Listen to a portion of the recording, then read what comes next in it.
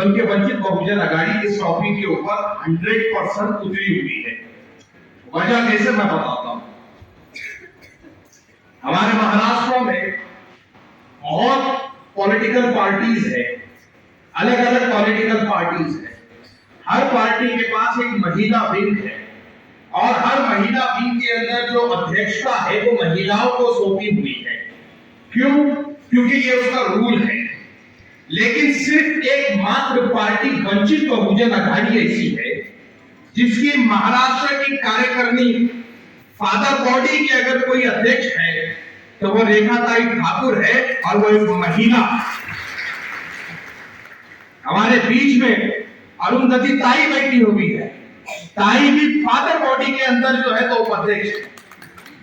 ये कमाल सिवाय वंचित बहुजन अघाड़ी के कोई और नहीं कर सका और मत कर सकता है। वजह क्या है? वजह यह है कि वंचित बहुजन अघाड़ी बाला साहब के अध्यक्षता में चलती है और बाला साहब वो है जो बाबा साहब के नातू है और बाबा साहब वो है जिसने इस देश के अंदर महिलाओं को अपना हाथ दिलाने के लिए सिर्फ जंग ही नहीं लड़ी बल्कि जो है तो मनुस्मृति जैसी किताब को जलाने की हिम्मत अगर किसी ने की है तो बहुत बड़ा। और जब मैं मनुस्मृति दहन दिवस की बात करता हूं तो मुझे एक मुस्लिम नाम याद आता है, फतेह खान का। जब बाबा साहब ने मनुस्मृति जलाने का ऐलान किया तब कुछ उच्च जाति के लोग या तथाकथित उच्च जाति के लोग कोर्ट का रुख इख्तियार किए और उन्होंने ये फैसला लाया कि किसी सरकारी जगह पर बाबा साहब आंदोलन को नहीं छेड़ सकते और ना ही कोई प्राइवेट लैंड देने के लिए तैयार था।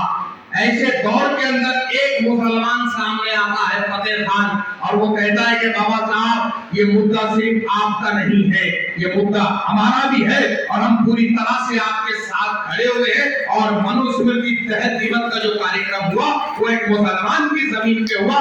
ये मुसलमानों और दलितों की जो एकता और अखंडता है जिसको तोड़ने के लिए हर वक्त बीजेपी और आरएसएस आगे बढ़कर चलते रहे। लेकिन हमको और आपको ये चाहिए कि हमको ये समझना होगा। ये देखो, जब हम ज्योतिबा फूले की बात करते हैं तो साथ में आपको एक मुस्लिम महिला फातिमा शेख नजर आती है।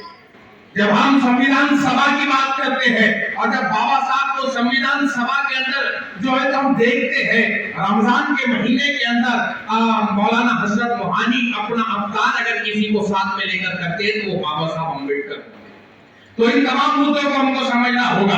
आज हम महिलाओं के ऊपर बात कर रहे हैं तो ये बाबा साहब का इस मुल्क के ऊपर ये एहसान है कि अगर किसी कलेक्टर की कुर्सी पर आप किसी महिला को देखते हैं तो वो वजह बाबा साहब अम्बेडकर। अगर आप किसी पुलिस डिपार्टमेंट में वर्दी पहनी हुई किसी कमिश्नर को देखते हैं तो वजह बाबा साहब अम्बेडकर है। ये सारी जंगें बाबा साहब ने लड़ी।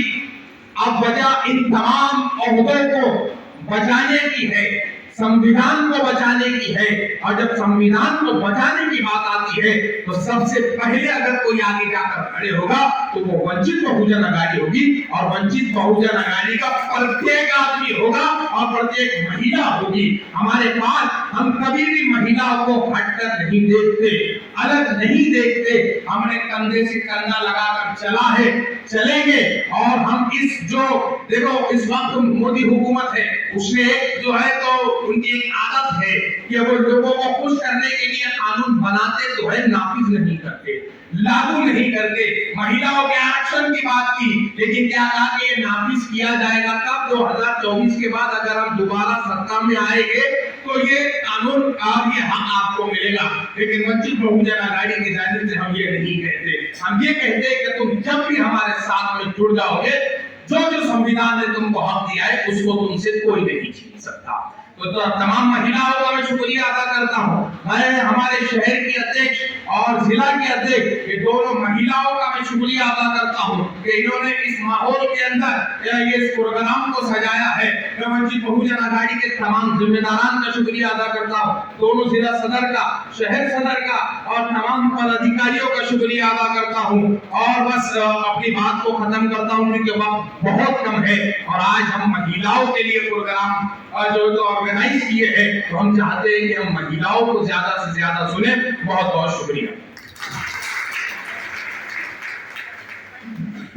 धन्यवाद सर, अतिशय सुंदर पद्धतीने त्यांनी आपल्याला मार्गदर्शन केलेले आहे।